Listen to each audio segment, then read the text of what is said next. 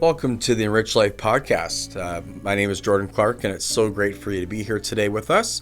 We just want to get through a couple of house cleaning and announcements before we get started with our episode for this week. Just so you know, our fundraiser for March 15th has been postponed to April 19th. That fundraiser that was supposed to be at our church at 3200 Avonhurst Drive this upcoming Sunday has been postponed due to the COVID-19 coronavirus. So we just want to make sure everyone is safe.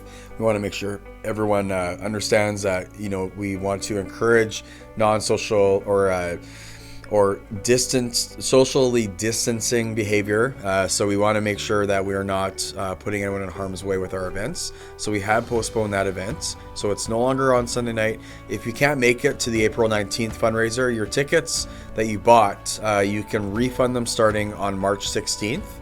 That's Monday, or all you have to do is message the church office. You can message me at jordan.clark@redfrogs.com, or you can message us through our website at www.enrichregina.com and just let us know that you want your money back, and we will refund you. That ticket that you have is good for April 19th, so you can just keep it and show up on April 19th and bring that ticket in. You can also...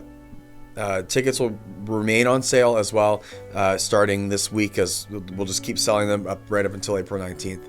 So if you have any questions about that, any issues with that, just please let us know, and we will deal with that right away. We also don't know, we have a Clue Night coming up on March 25th. That's a Wednesday night. That was supposed to be a campus-wide Clue Night. It looks like we're going to revisit it with our Enrich U of our leadership team. We're going to look at it, and we're just going to see if we can change it, see if we will move it off campus. So please stay tuned to that. For both details on both events and our official statement, please go to Facebook at Enrich U of R, or you can go to Red Frogs Regina on Facebook or Instagram and just check our accounts out, and you can see our official statement and details regarding all these events and when they are going to be starting back up once again. Thank you so much for your patience today, and we're going to get right with our show. We are excited for next week because we're going to start our next part of our series of Follow Me.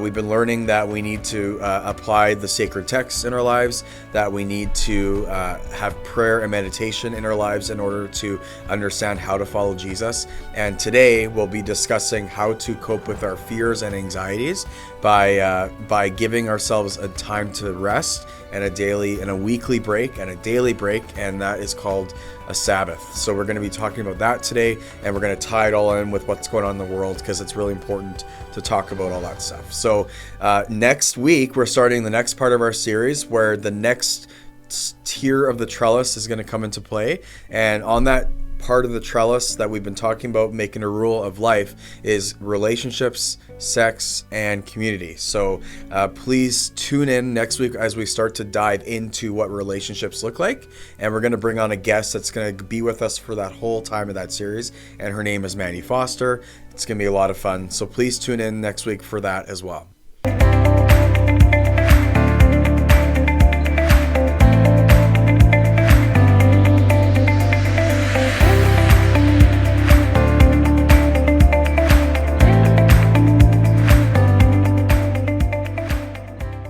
So for our first segment today on the Enrich Life Podcast, episode 13, we are going to do things I love and things I hate. We're actually going to do things I hate first, or a thing I hate. So for thing I hate, I don't know if you saw these videos on YouTube or online, but there's videos of people at grocery stores that are going nuts over toilet paper. They're going crazy because of this coronavirus, and there's people like slamming, even politicizing the issue. And I think both Trump and both Biden and Bernie Sanders, everyone has politicized this. Alexandria Ocasio-Cortez has politicized this. And, I'm just really tired of people using this virus as a method to get back at people. Like even people celebrating that Justin Trudeau's wife, Sophie Trudeau, is sick with coronavirus. I think we just need to take a step back and just realize, first of all, you don't need to stockpile anything, because I don't believe supply chains are going to shut down. If you're going to stockpile anything, make sure you just get some food, get your fridge full of food so you can eat food.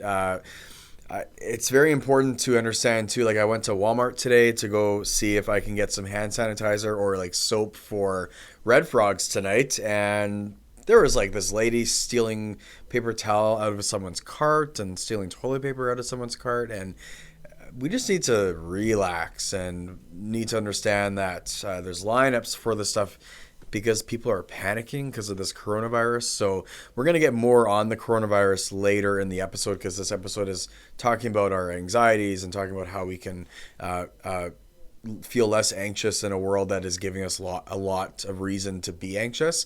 But we just need to just relax and treat each other like human beings.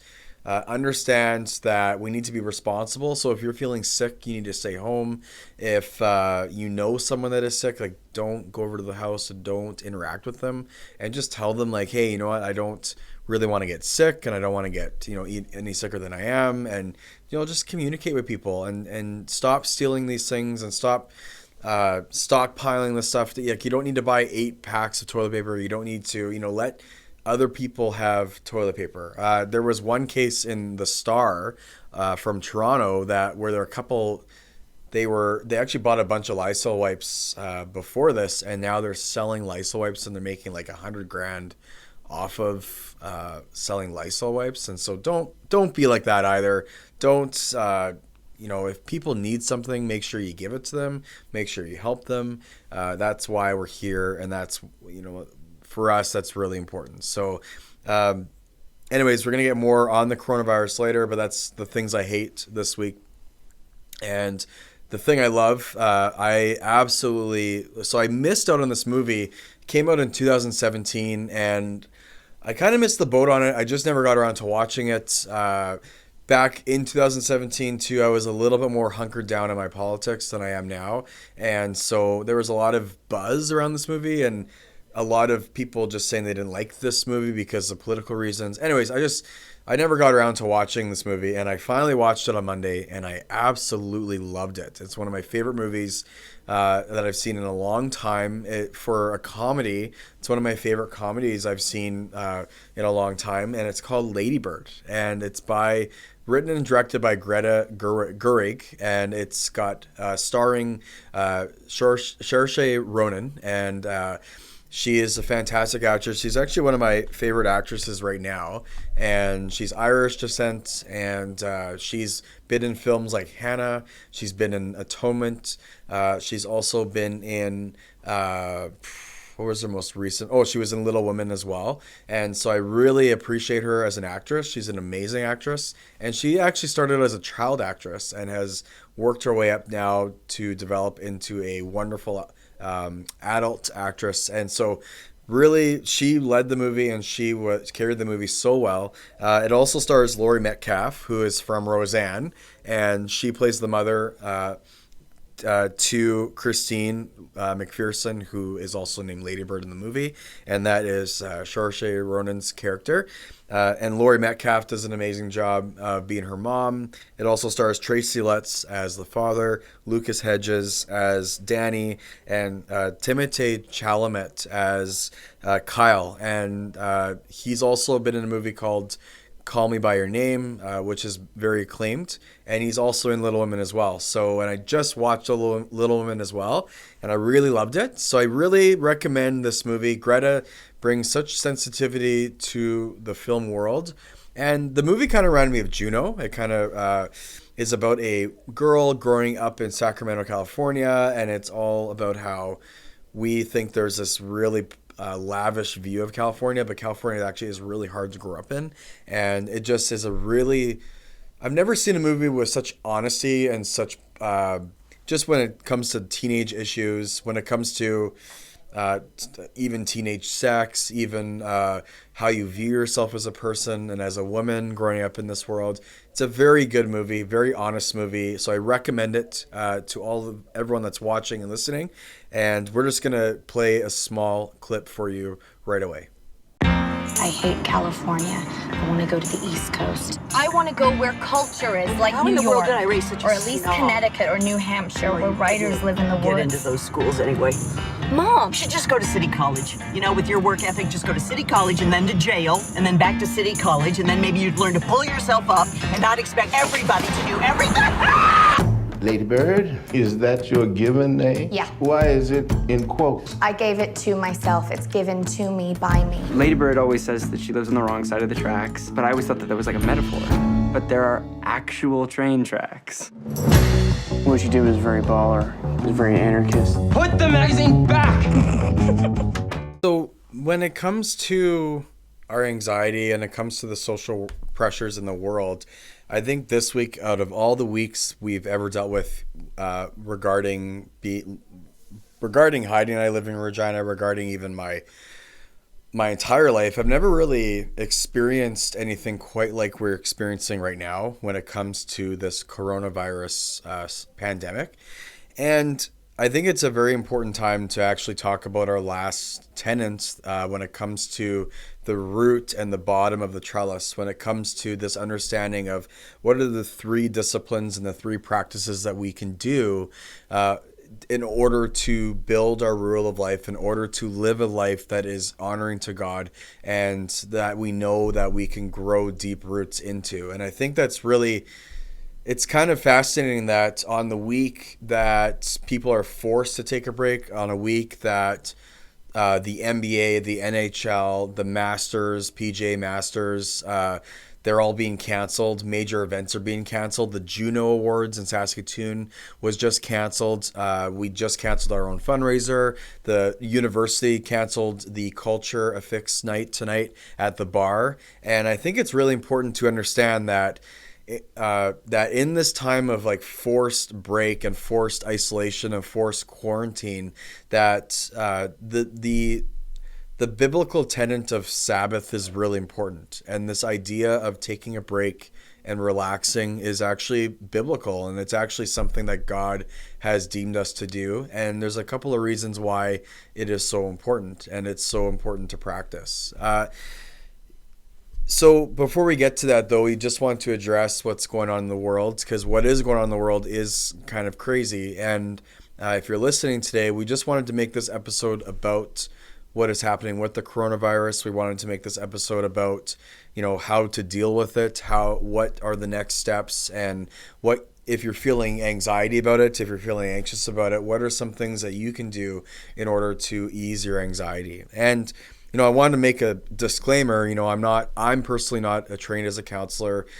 In my theology degree training, I'd never trained in any counseling courses. So today, this isn't professional advice, but what we are going to do is we're going to look into the Bible, and we're going to look into what some other experts are saying about the virus in order to learn some facts, to learn some knowledge, and to just ease our understanding of what this virus is, and to kind of let us, allow us to sleep at night and allow us to realistically look at the situation instead of causing more panic. So first of all, I wanted to address this idea of taking a break. And it's interesting.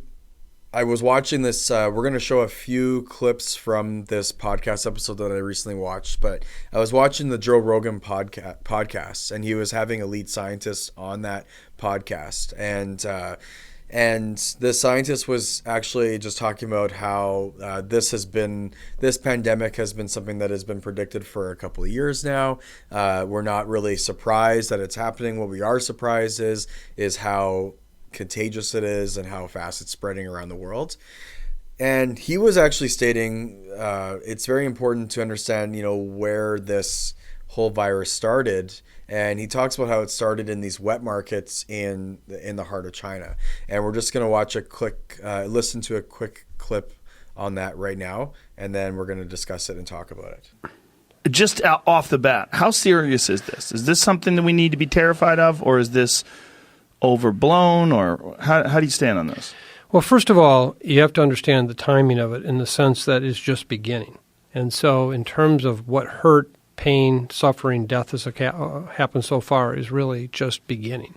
This is going to unfold for months to come yet, and that's, I think, what people don't quite yet understand.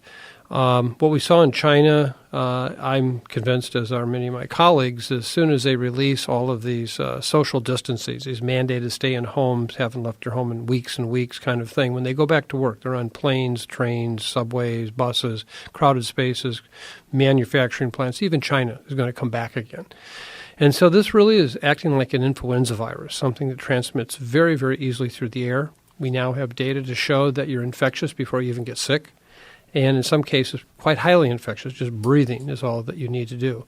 So from this perspective, I can understand why people would say, well, wait a minute, flu kills a lot more itself every year than this does. And we remind people this is just the beginning. Probably the best guesstimate we have right now on what limited data we have would say this is going to be at least 10 to 15 times worse than the worst seasonal flu year we see. 10 to 15 times worse in terms of fatalities? Yeah. And just illness. In fact, I brought some numbers. We conservatively estimate that this could require 48 million hospitalizations, 96 million cases actually occurring, over 480,000 deaths that can occur over the next 3 to 7 months with this situation. So this is not one that to take lightly. And I think that's what I can understand if you say there's only been 10 deaths or 20 deaths or 50 deaths. Just remember, 2 weeks ago, we were talking about almost no cases in the United States. And now that we're testing for it and watching the spread as it's unfolding, those numbers are going up astronomically. 3 weeks ago, Italy was just living life just fine. Now they're literally in a virtual shutdown in the northern parts of Italy. And that's the challenge with an infectious disease like this. It can spread very quickly, and it also can affect people. I think maybe to put this into modern terms, because this is something we think of often when we think of pre-antibiotic days, the old-time medicine. We have an employee at our Center for Infectious Disease Research and Policy at the University of Minnesota, and she has a dear friend who lives in Milan, Italy, and she works at a hospital there. And she texted this to this employee of ours last night. And this was an email that came out yesterday from one of their physicians in Milan at the largest hospital there. And he said, I just got a very disturbing message from a cardiologist at one of the Milan's largest hospitals. They're deciding who they have to let die. They aren't screening the staff anymore because they need all hands on deck, and they have very small areas of the hospital dedicated to non-COVID patients where they still screen doctors. Everybody else is dedicated to COVID patients, so even if they're positive, meaning that they're sick, but they don't have a severe cough or fever, then they have to work. He says that they're seeing an alarming number of cases in the 40-something age range, and these are horrible cases. So we need to stop thinking that this is only an old person's disease. This is what's going to unfold, not just in Wuhan, it's unfolding in Milan, it's unfolding here in Seattle, and this is what's going to continue to rollingly unfold throughout the world. Episode's pretty long, but you can find that on YouTube. It's the Joe Rogan Experience, number 1439, and it's Michael Osterholm, and he wrote a book on plagues and viruses, and he's an expert on it. And he is a leading scientist as well, and one of the consultants to the White House. And it's important to play that because I like what he says at the end of it. It's just all about your point of contact. It's all about who you contact and what you're touching, and are you washing your hands? Are you being hygienic? Are you having a shower every day? I think that's just really important is to be hygienic. And it's kind of interesting how this started in Wuhan, China, and Wuhan and China has really poor hygienic standards. It has, I know there's they actually take the oil that they use, the runoff oil in the street markets that they cooked with, they actually drain it into a sewer system, and then they take that oil and they put it back into their buckets and they cook with it again to save money. And that's just one example of how they don't have the same hygienic rules that we have. And this coronavirus is believed to have started and this is, Michael says this in the episode, it's believed to have started in the wet markets in Wuhan, China, where they bring in exotic animals that are wild, and what you do is you come up to them and you just pick one, and then you can take its fur off, you can kill it right there, you can eat it for meat, and there's bats and different animals that they do that to, and it's just really unethical. And it's I don't think it's an accident that virus has come out of that kind of practice, and I think it's really important to understand that and to know that. And this virus actually started in November 2019, and the Chinese government hid it for a while before it expanded outside of China. So now I showed you that clip to show you some facts of what's happening, what they're looking at, what some of the early studies are showing. And then we're going to unpack what we need to do in light of this coronavirus. But another thing in China that they're really poor at doing is a lot of people in China overwork themselves, and a lot of people actually don't take a break, and they don't they care more about their job and making money and their status. And sometimes it's actually because they're so poor and because they live in such poverty that they have to work all the time in order to just scrape by. And it's just really poor economic situation over there compared to here. And, you know, I think that's why viruses and sicknesses actually do spread quite a bit, is because people don't take care of their bodies. They don't take care of themselves. They don't take the proper hygienic route. And we need to learn today that we need to do that. This podcast is called Enrich Life. It's called that for a reason. And because when you listen to this podcast, we want you to learn how to enrich your life. We want you to learn the practical and the spiritual needs and methods that you can have in order to live through situations that might cause you anxiety. We want you to know that we are here with you and that your life can be enriched in those times. And that's exactly what this episode is about today. Now, when it comes to Sabbath, biblically speaking, Sabbath is very important. It actually, the Jewish tradition, they actually still practice Sabbath in this way, but you actually don't take just one day off. You take 3 days off, and it starts on Friday, and you fast from everything. You fast from your technology. Sometimes you fast from your food, and you get rid of all the distractions in your life in order to spend time with your family on your Sabbath. And that's the point of a Sabbath. And you actually take it from Friday to Saturday to Sunday. And that's what a Jewish Sabbath looks like. Biblically speaking, that's what the Jews practice in the Old Testament. But when you look at the Old Testament narrative of Genesis, you have God creating the world in day 1 to 6. And you have this time where God takes the time to create his wonderful creation. And he starts by creating the heavens and the earth, and he starts by creating the sky, and he does the ocean, and then he does the sea animals and the land animals, and then he also does the night and the day, and then he eventually creates humanity. And the last day, the seventh day, he stops what he's doing, and he's created the whole world, and then he takes a break, and he says that it is good. And even from the very beginning of Scripture, we have this idea of taking a break and God modeling that for us.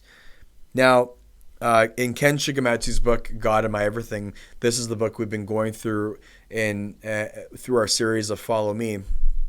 And this is what he has to say about the Sabbath. He calls it an oasis for the body and the soul. And he says this: the truth is that we may be busy because we feel a need to validate our worth. Sabbath gives us a chance to step off the hamster wheel and to listen to the voice that tells us we are beloved by God. The Sabbath heals us from our compulsion to measure ourselves by what we accomplish, who we know, and the influence we have. Sabbath enables us to define ourselves less by our achievements and more as beloved daughters and sons of God. As we become more aware of how much we are cherished as children of God, we grow in our trust of God. So what he's saying there is he's actually saying when we take a break, we can actually embolden and enshrine our faith in God even more when we can take the time to focus on him, when we can take the time to take a break, and we can actually understand and cast our anxieties on him. And he said, I love what he says at the last part there. As we become more aware of how much we are cherished as children of God, we grow in our trust of God. So if you don't take the time to spend in a relationship with God, you actually will feel like God is against you. You'll feel like God doesn't listen to you because your trust in God is waning because you're actually not taking the time to spend with him. And it's like that in every relationship, actually. We're going to unpack relationships next week, but if you don't take the time to take a break with your spouse or with your boyfriend or girlfriend or with your friends, you'll actually start to develop this time away from your friends, and you'll actually start to feel like your friends don't like you, or maybe your spouse doesn't like you, or you'll start to create these narratives in your head because you're simply not taking the time to communicate with them and to spend time with them. And that's really important. Spending time with the people you love and spending time with God will actually embolden and build your trust in God. And that is why in the culture of our busyness, Sabbath is so important. When you actually read psychologytoday.com and you read some other studies from that website, there's actually studies that show that when you take a break and you take a breather from your everyday life, that you actually become a healthier person. And not just mental health wise, but you'll actually physically become healthier. And when you take that time out of your week to take a breather and to meditate and to just turn off all your distractions, your brain will actually become more focused on the task at hand.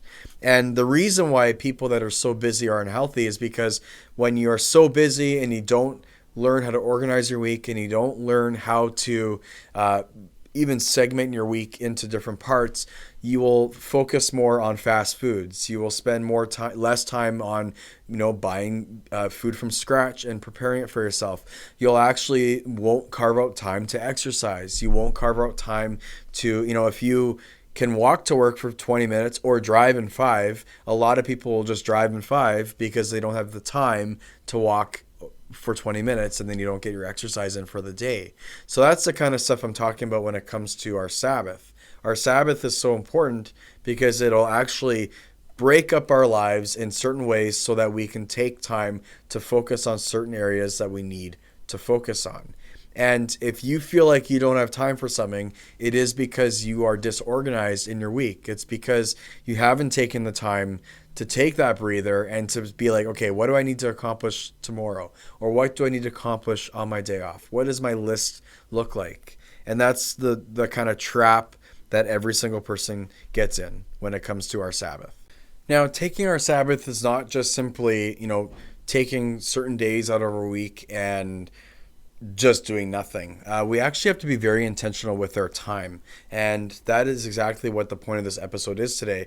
Because one of the biggest reasons why, and you can find this on psychologytoday.com and Stats Canada, one of the biggest reasons why people have poor mental health today and why anxiety is going through the roof is because people, A, they don't know what's going to come tomorrow.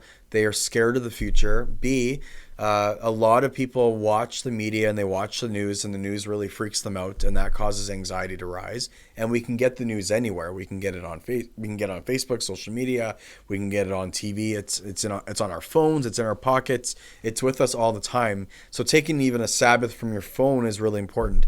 And then C, also people that. A lot of people are just going and going and going, and they're not taking the time to organize their week, and they're not taking the time to have intentional focused time where they can bring everything in, hone everything in, and understand, okay, this is what I need to get done. So the lack of measuring, the lack of knowing the lack of even knowing the progress you're making is actually causing anxiety. And Psychology Today is actually telling us that. And Stats Can is actually telling us that as well. Those are the major reasons why anxiety and depression and mental health issues are going through the roof. And of course, there's other issues as well. But those are some of the indicators that tie into what we're talking about today. And so what do we do on our Sabbath? That's a really practical question. That's something that's really important to talk about, because I want to lead this section of the podcast by asking you, what fills your bucket? And I know that's something we teach kids in elementary school, but what are some things that you really like to do? What are some things that fill your bucket that can let you outpour for the rest of the week? What are some things that you really just find joy in doing? And this is what Ken Shikamatsu writes in his book. Sabbath is a reprieve from doing what you ought to do, even though the list of oughts is infinitely long and never done. By the way, that list is never going away, so don't let it cause you stress. Oughts are tyrants, noisy, and so surely chronically dissatisfied. Sabbath is the day you trade places with them.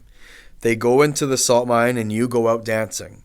You get to willfully ignore the many niggling things your existence genuinely depends on and is often hobbled beneath, so that you can turn to whatever you've put off and pushed away for the lack of time, lack of room, lack of breath. You get to shuck the have-tos and lay hold of the get-tos. I love that last part of the line. What do you want to do? What do you get to do?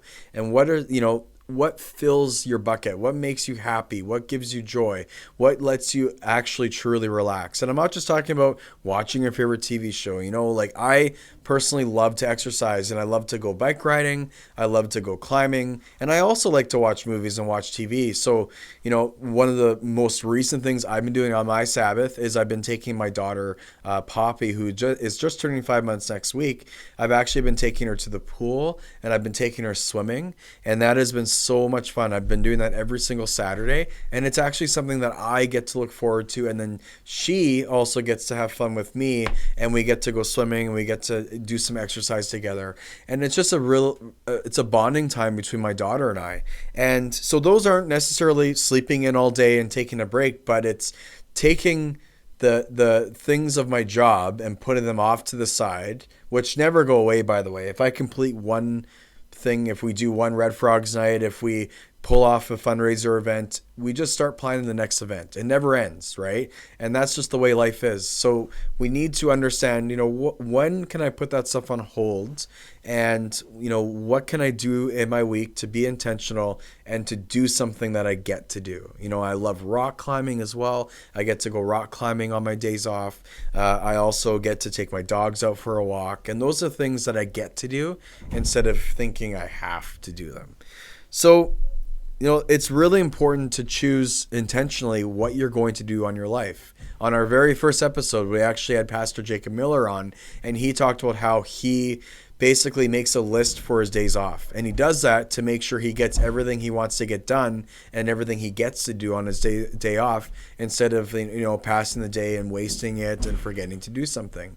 So I think it's really important to be very intentional with our Sabbath. And on God's day off, he took the day to rest and to relax.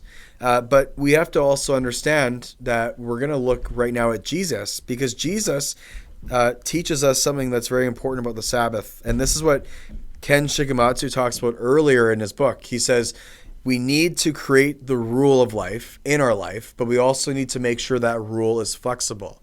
Because if the rule isn't flexible, then we will use the different things that come up in our lives as excuses to not be disciplined in our rule of life.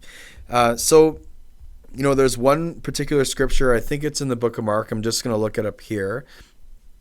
And he actually does a healing on the Sabbath. And there's a part of the gospel where it's kind of crazy because this man walks into the temple and the Pharisees are in there and Jesus is in there, and Jesus is actually teaching.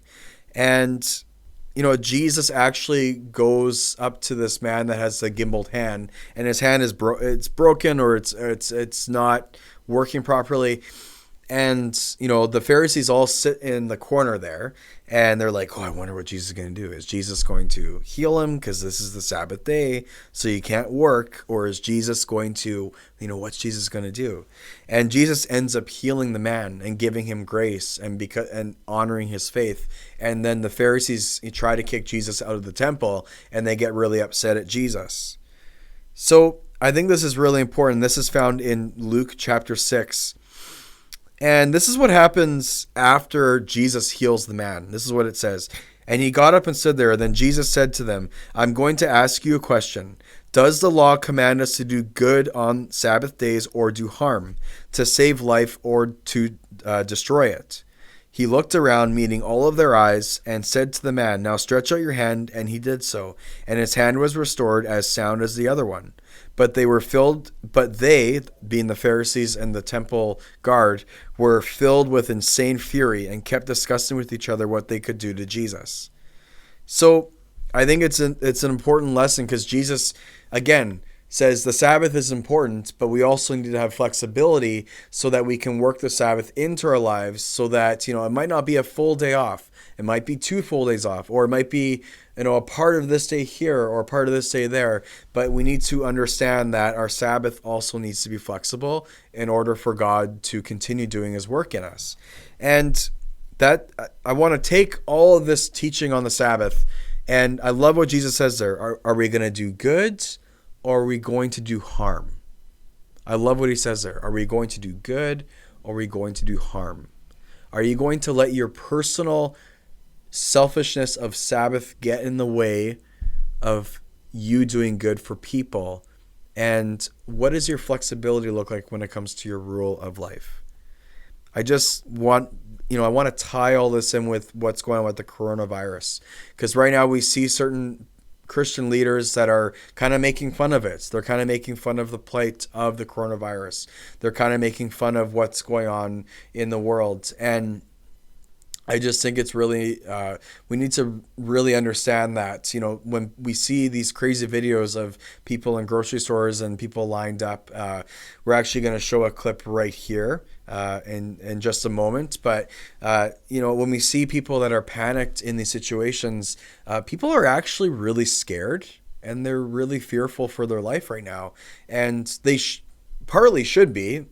We should be taking this seriously, taking this coronavirus seriously. We shouldn't just sweep it under the rug. But at the same time, we can't teach panic, and we can't jump on this as a way to make people fearful. So what have we seen in our shopping habits of our customers is like nothing we've ever considered. I sent out to my staff last week a note saying expect a 12-inch snowstorm, but it's like we got a 48-inch snowstorm. And when we have these surges for snowstorms in the past, it's 1 or 2 days. This has just been a growing tsunami. Every day it gets more and more business. Staff's been great. We've pre-booked a lot of water, paper, Clorox, but hand sanitizers are going, wipes are going, all of those types of items are out, alcohol's out for cleaning up. But stores are still in great shape, and the customers they've been good. I mean, they understand that it's a rush, and they're tolerant of a few out of stocks. Does it compare to anything else? No, not at all. I mean, we've never seen a surge of customers like this that has been sustained. I mean, we're used to big runs at Christmas and New Year's, but this is just over and over, and I've told my staff, I don't think we've hit the peak yet. I hope it doesn't come to central Pennsylvania, but we all know it's going to occur. Someday they're going to say there's cases at the local hospitals, and we're going to have another surge because those people who are still waiting and hoping that it doesn't come, they're going to have to come out someday and load up. So as Christian leaders, it's so important to understand that this is important to talk about because it is causing a lot of fear and a lot of panic and a lot of anxiety. So you can see just people lining up for supplies. Like I was at Walmart today, actually, and some people didn't even know why they needed toilet paper. They just were like, I need toilet paper. Like they're just listening blindly to media and watching what other people are doing. And I think we just need to take a breather and just realize that, this is a time where we can just take a break and take a Sabbath and step back from our daily lives and isolate ourselves and start to practice some social behaviors where we don't come into contact with a lot of people. I think that's really important to understand and really important to realize.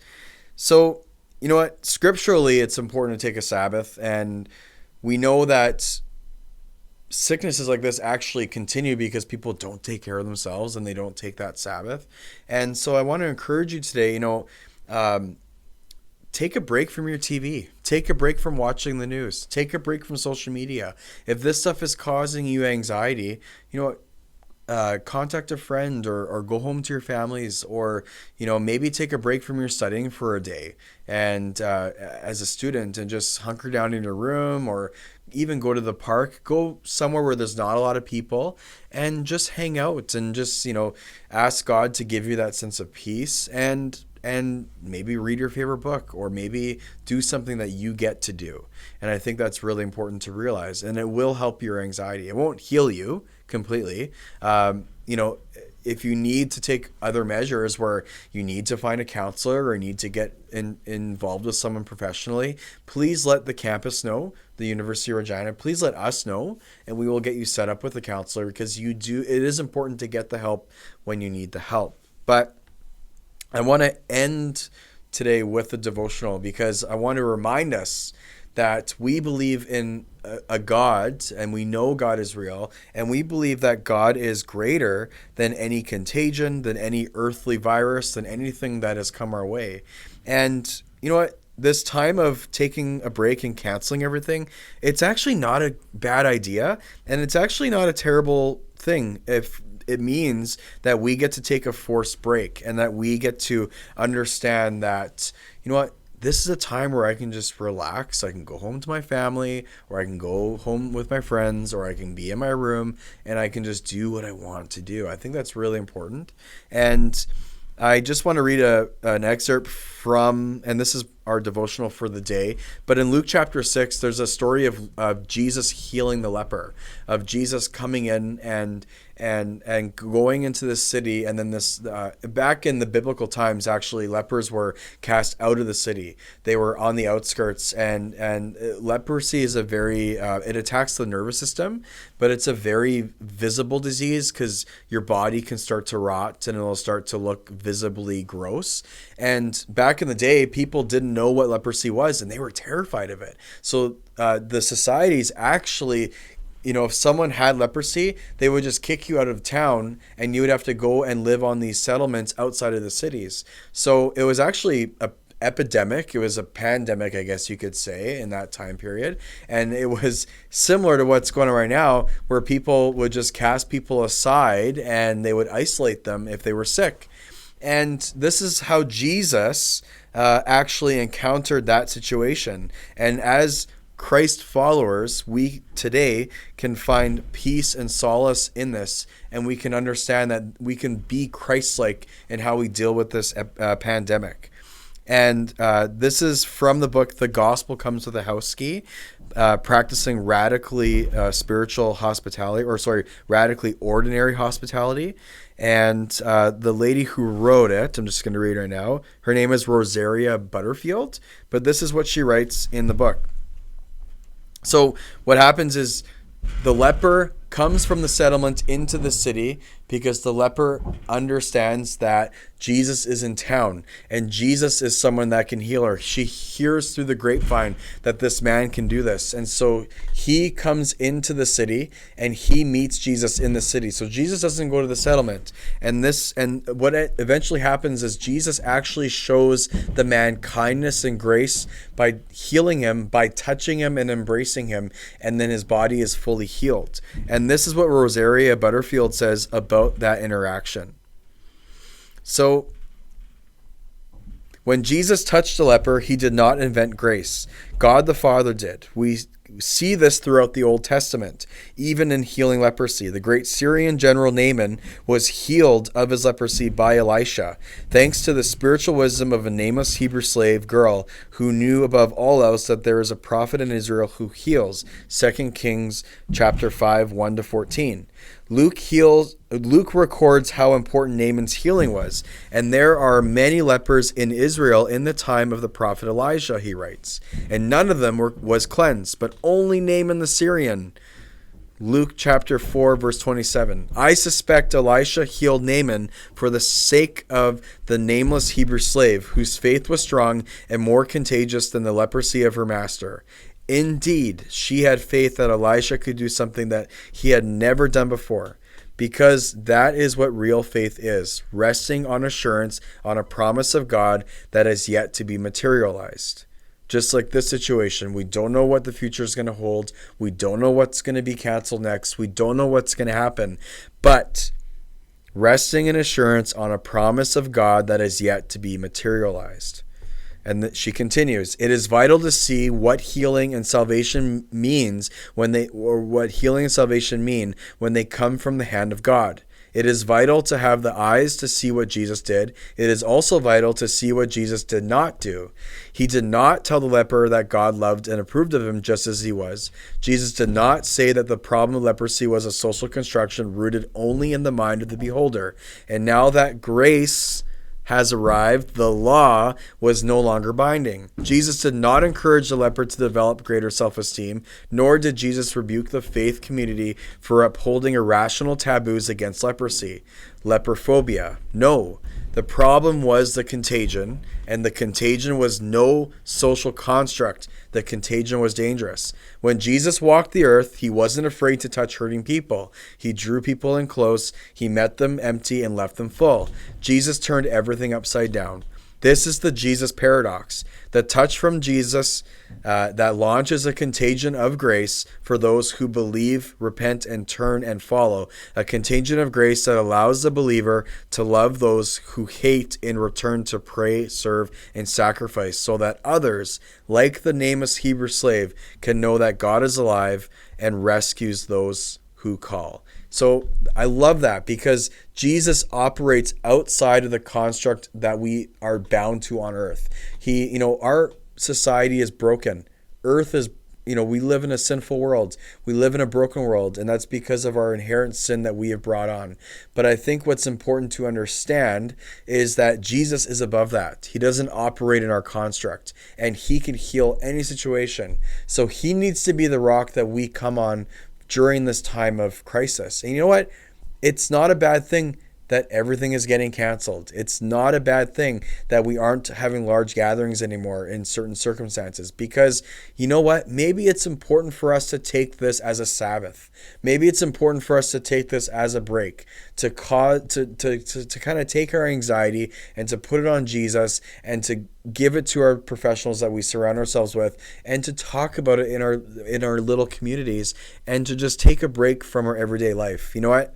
And if that is the challenge, that's the challenge I have for you today, because Jesus doesn't, our jobs are important. Our school is important, but guess what? Jesus is bigger than all of our aspirations and all of our jobs. Jesus doesn't operate in those constructs. So how can you, as a Christian believer, as a Christ follower, show that kindness to someone? How can you embrace someone in this time of need?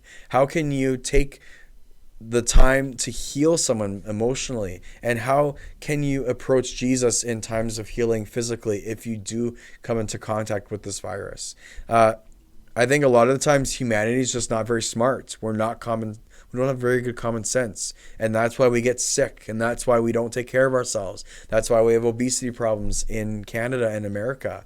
And the Bible clearly teaches us that, you know what, it's okay to not do things if we don't want to get sick. That's actually a good thing. Jesus doesn't condemn that, but Jesus also heals the contagion at its source. He goes after the heart.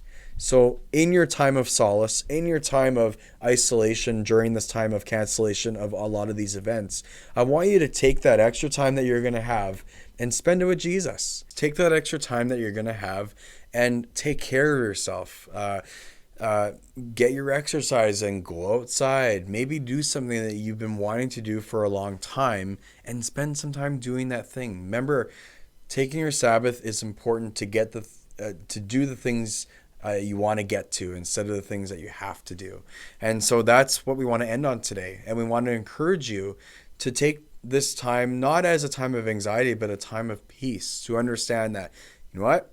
Tonight, our Red Frogs got canceled tonight. So tonight I get to spend the night with my family and I get to hang out with them. You know what? Our fundraiser got canceled, but we get to put more time into it. We get to make it even better than it was going to be. And I get another night with my family, or to maybe write part of my novel, or to do something that I wasn't able to do because of that commitment. So, I want us to take this with stride, and I want us to understand that as a Christian community, as a campus community, we need to look out for people to help.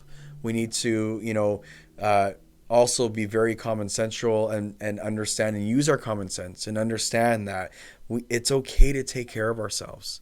This is the Jesus paradox, the touch from Jesus that launches a contagion of grace. I love that picture. It's a paradox. It doesn't make sense. It's countercultural. It does, where the world is panicking right now. I'm going to be honest with you. I'm not panicking. It's going to be okay. You know what? And if I get sick, if my family gets sick, you know what? Then we'll deal with it. But we're just going to make sure we take the time away from people in order to not get sick and to not spread it. And I think that's just what this whole time can teach us. And God is bigger than any sickness. God is bigger than this coronavirus. It's going to come and go. We'll be able to treat it one day. And, a lot of people that are getting it aren't staying sick. And, for the people that are getting sick, it's good that we are canceling things so that our hospitals don't get overwhelmed. But I want you to take your time in your Sabbath the next couple of weeks, and I want you to pray for our doctors, pray for our nurses, pray for our leaders, pray that they use wisdom, and pray that that our world will not dwell in this crazy anxiety that we're seeing in these photos and these pictures or these videos that we've shown you today. And don't let the media and don't let the world cause you that anxiety. When you watch that stuff and you get anxious of it, just turn it off, take a breather, go and do something that you get to do, and read your Bible and pray with God and just give it to God and understand, Jesus, give me the peace that you gave the leper when you physically healed him in the book of Luke. Give me that same peace in this time of need. So I just want to encourage you, if you do need help with anything, if you need anything at all, please message us at enrichregina.com. Please email me, jordan.clark@redfrogs.com. And we want to help you get through this time of need. And we also are going to do smaller group events in April. We're going to do exam relief still. And we just want to connect with you and just let you know, it's going to be okay. Just make sure you take these precautionary measures to take care of yourself. Taking that Sabbath is so important. In these times especially, it's so important to take that Sabbath. So have a wonderful day. Thank you for listening to our podcast. Thank you for tuning in for our devotional. And we hope you have a wonderful week. Please stay healthy. Please stay safe. And like I said, do not buy into what the media is selling when it comes to being absolutely terrified, because God is bigger than all of this. And,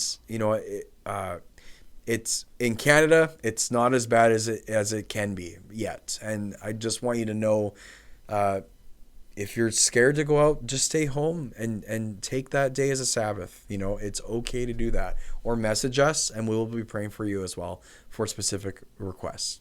Have a lovely weekend. Have a great day, and we'll catch you on next week's episode.